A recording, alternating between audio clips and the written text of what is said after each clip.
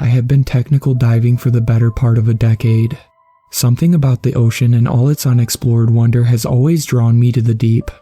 An entire uncharted, alien world lurks just beneath us, just waiting to reveal its mysteries to those daring enough to take the plunge.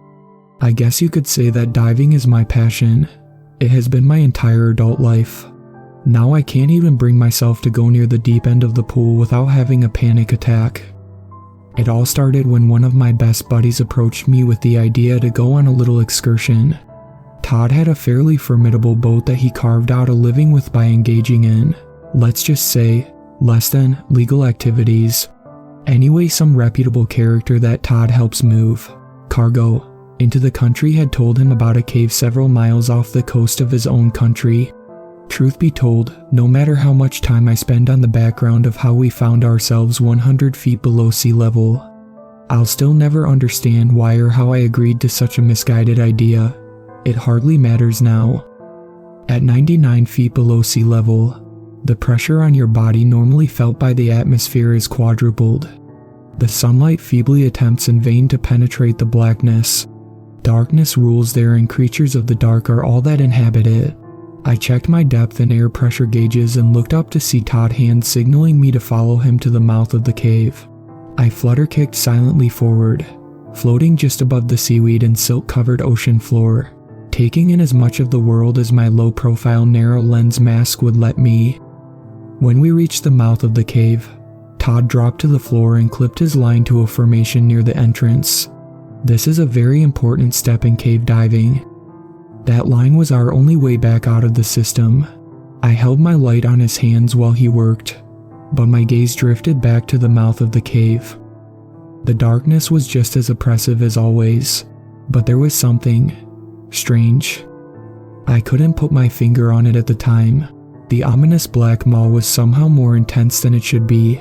Then I heard it, a low-pitched roar from out of the deep. A thunderous echo sounded from so far below. It was a whisper by the time it reached us. That's the strange thing about your hearing when you dive that far down. You don't just hear, you feel. You feel it in your chest, in your bones. The noise echoed through me and I felt my stomach drop.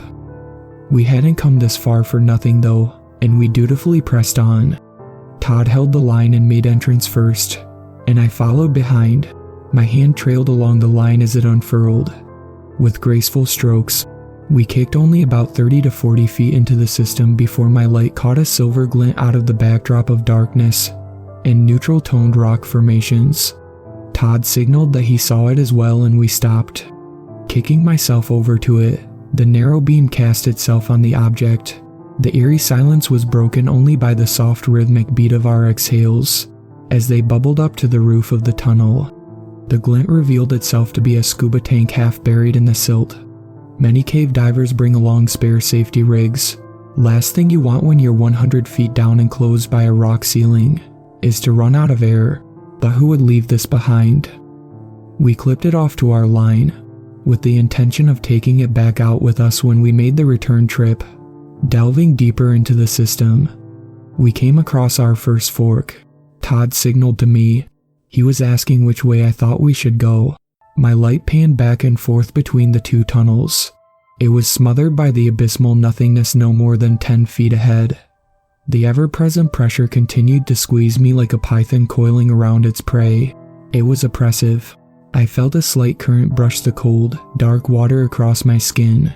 It came from the left tunnel. I gestured to the left and we continued our exploration.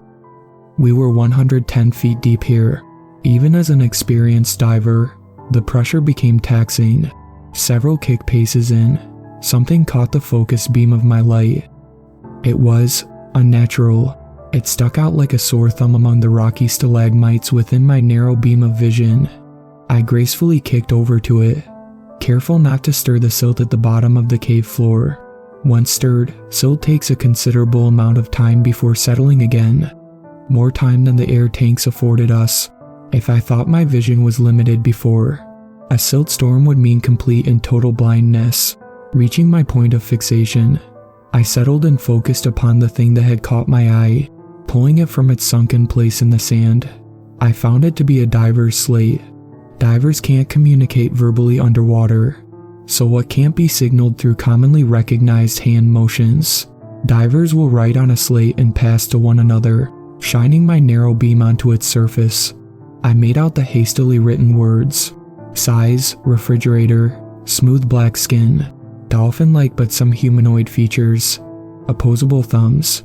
Chilled, I passed the slate to Todd, who read it and after glancing worriedly toward me, tucked it away in his gear pouch. We pressed forward.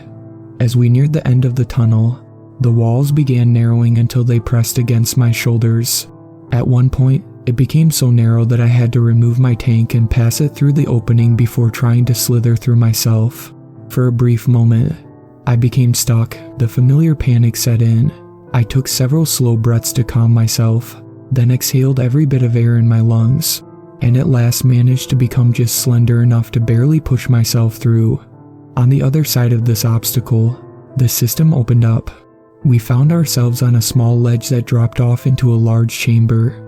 Shining my light around the perimeter, I noted the horizontal boundaries, turning my narrow beam down toward what should have been the floor of the chamber.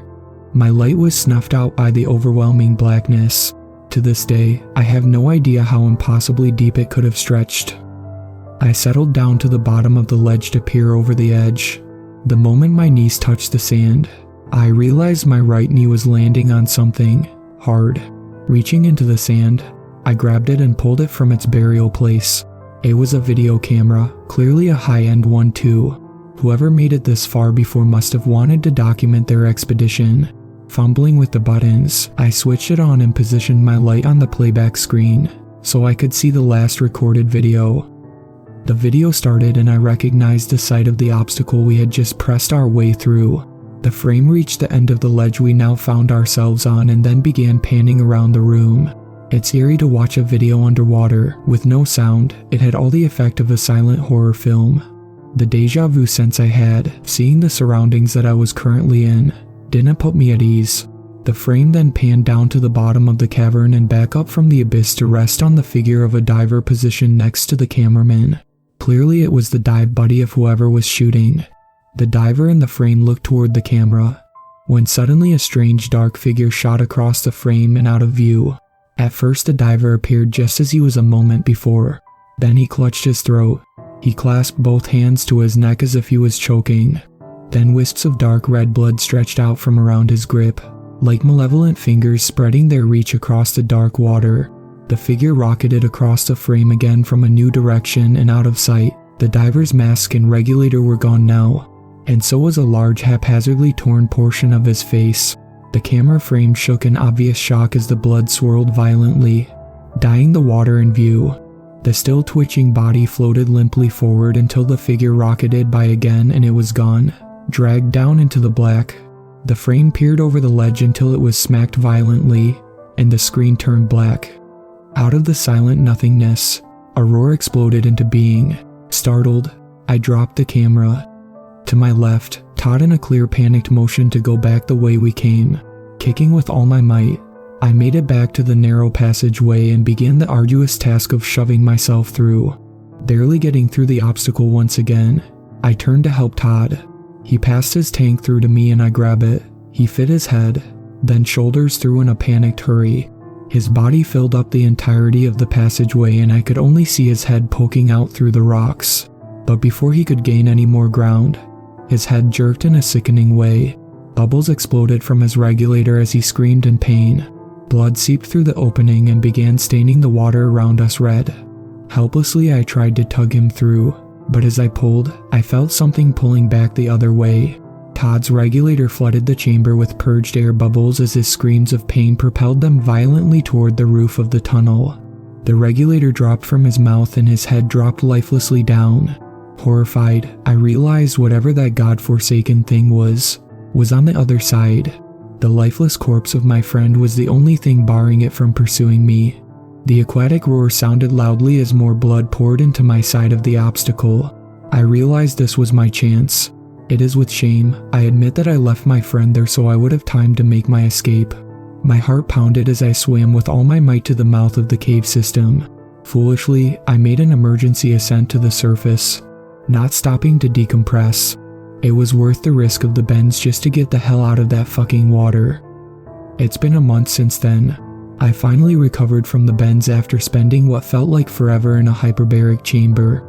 I can no longer bear the thought of swimming, let alone diving. I can't even explain why. All the proof I had of that wretched thing is buried in that cave with the body of my friend. I couldn't keep this to myself. I barely cling to my sanity as is. I had to tell someone, somehow, so I will post it here. Hopefully this will be a warning to all those seeking the mysteries of the deep.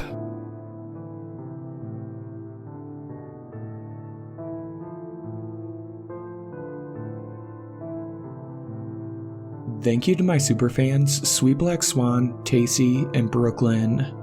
I really appreciate you guys supporting my channel, and I look forward to making more content for everyone.